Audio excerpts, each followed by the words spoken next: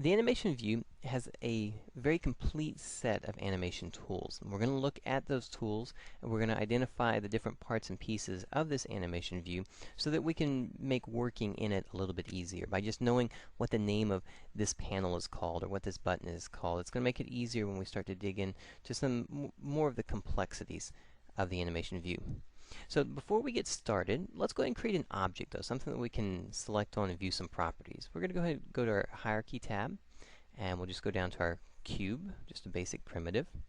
And when we create that cube and we select that cube, we notice that in the inspector we get information. And just like how the inspector works, I select on an object, it gives me information. The same thing is going to be applied to our animation. When I select on the object, I get the information of the object for the parts and pieces that I can actually animate from the object. So by selecting on it, I can see that I have information about its transform, which is going to be its position, its rotation, and its scale. So these become items which I can actually animate, apply keyframes to, move around inside of the view space, and scale them or rotate them in whatever fashion that we need. Now, if you'll notice though, I can also select on the main camera. When I select on the main camera, just like the inspector, I get information here. I'm also getting the information of the camera over here.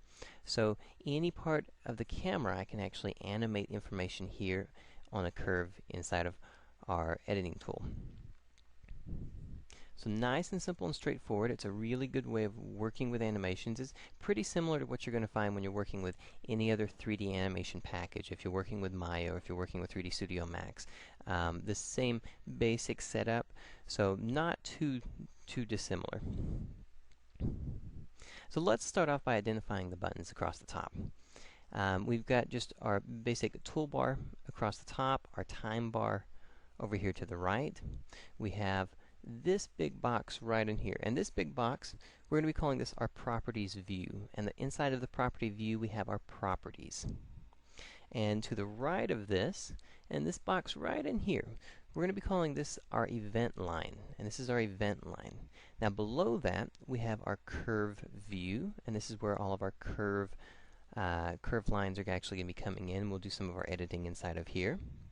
So these are the basic parts. We've got a toolbar at the top, we've got a time bar, we've got an event line, we've got a curve view, and we've got a properties view.